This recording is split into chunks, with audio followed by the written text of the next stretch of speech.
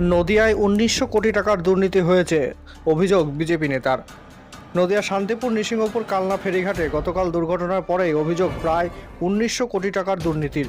অভিযোগ এর আগেও একবার কালনার এই ঘাটে ভয়াবহ নৌকা দুর্ঘটনা ঘটে।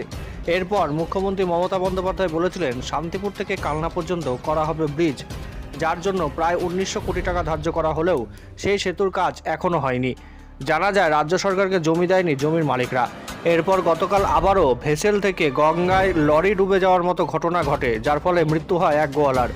এরপর আজ সেখানে শান্তিপুর পঞ্চায়েত সমিতির সহসভাপতি চঞ্চল রায় সেখানে গিয়ে সাংবাদিকদের সামনে অভিযোগ করেন যে এই ঘাট থেকে যেভাবে ভেসেলে করে বেআইনিভাবে গাড়ি পারাপার করা হয় তা বন্ধ করা উচিত। এছাড়াও এখানে যে সেতু তৈরি করার কথা ছিল প্রায় ১৯০০ কোটি টাকার তছরূপ হয়েছে এবং সেই তছরূপের সাথে জড়িত আছে কালনা এবং শান্তিপুরের বিভিন্ন তৃণমূল নেতারা। দেখুন, ২০১৬ সালে কালনা ঘাটে একটা ভয়াবহ নৌকাডুবি হয়। তারপরে আমাদের রাজ্যের মাননীয় মুখ্যমন্ত্রী বলেছিলেন কালনা ব্রিজ হবে। আজ পর্যন্ত কালনা ব্রিজের একটা ইটও পড়ল না। ১৯০০ কোটি টাকার কেলেঙ্কারি হয়ে গেল নদিয়া জেলা পরিষদের নেতৃত্বে, তার কোনো তদন্ত হলো না। এবং এই ব্রিজ না করার জন্য প্রতিদিন ভয়াবহভাবে মানুষ এখান দিয়ে যাতায়াত করছে এবং এই কালনা ফেরিঘাটটা হচ্ছে একটা মৃত্যু ফাঁদ। নৃসিংহপুরের দিয়ে মানুষ যাচ্ছেন, কালনা ওপার থেকে মানুষ আসছেন, ফলে এটা মৃত্যু ফাঁদ তৈরি করে রেখেছে রাজ্যের সরকার। আর কালনার যারা তৃণমূলের নেতা, বিধায়ক এবং চেয়ারম্যান, তাদেরকে সরাসরি বলছি যে তারা এই ফেরিঘাট চলাচলে সরাসরি দুর্নীতি তোলাবাজির সঙ্গে যুক্ত। শান্তিপুরের কিছু তৃণমূলের নেতা এই ফেরি চলাচলের সঙ্গে তোলাবাজিতে যুক্ত। তাদের দুর্নীতির কারণে এই যে ওভারলোডেড লঞ্চগুলো যাচ্ছে, ওভারলোডেড ফেরি চলাচল হচ্ছে, মানুষের ভয়াবহ অবস্থা তৈরি হচ্ছে। যে কোনো সময় মৃত্যু হতে পারে, জলে ডুবে মৃত্যু হতে পারে। তৃতীয় বিষয় হচ্ছে এখানে কোনো দেখুন লাইফ জ্যাকেট সহ যে সমস্ত সুরক্ষার সামগ্রী থাকা উচিত সে সমস্ত সামগ্রী নেই। প্রাণ হাতে করে মানুষ এই নদী পারাপার করছে। আমাদের বক্তব্য যে মানুষের সুরক্ষা দিতে হবে, প্রয়োজনীয় সুরক্ষার ব্যবস্থা করতে হবে। যে তোলাবাজি চলছে কালনার শান্তিপুরের তৃণমূলের নেতাদের নেতৃত্বে, সেটা বন্ধ করতে হবে। অবিলম্বে কালনা ব্রিজ তৈরিতে রাজ্য সরকারকে ভূমিকা গ্রহণ করতে হবে এবং ব্রিজের কোটি কোটি টাকা যারা চুরি করেছে সেই টাকা বের করে উপযুক্ত তদন্ত করে তাদের জেলে ঢোকানোর ব্যবস্থা করতে হবে।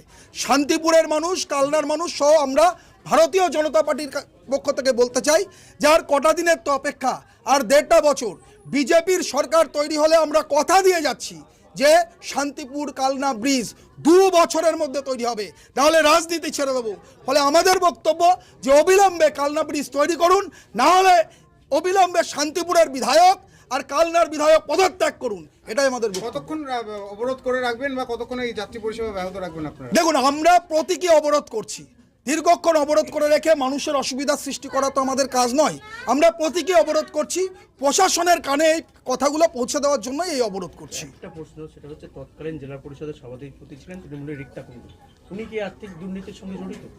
দেখুন, গত জেলা পরিষদের বোর্ডের নেতৃত্বে এই ভয়ঙ্কর দুর্নীতি হয়েছে। জমির শ্রেণী পরিবর্তন করে জমি লুটেরা হচ্ছে টাকা লুট করেছে রাজ্য সরকারের টাকা। রাজ্য সরকারের টাকা মানে বাংলার মানুষের করের টাকা। ডেফিনেটলি আমরা তো সভাধিপতির বিরুদ্ধে এর আগে বিএলআর অফিসে বিক্ষোভ দেখিয়েছিলাম। আমরা মনে করি যে জেলা পরিষদের নেতৃত্বে, নদিয়া জেলা পরিষদের নেতৃত্বে, গত বোর্ডের নেতৃত্বে এই ভয়ঙ্কর কেলেঙ্কারি হয়েছে। আমরা এই কেলেঙ্কারির মূলত তদন্ত চাই। আর অপেক্ষা করুন না, ১.৫ বছর পরে বিজেপির সরকার আসবে। কালনা ব্রিজের টাকা যার যার পেটে আছে, যদি জেলে না ঢোকাতে পারি আমরা রাজনীতি ছেড়ে দেবো। চঞ্চল চক্রবর্তী, সহকারী সভাপতি, শান্তিপুর পঞ্চায়েত সমিতি।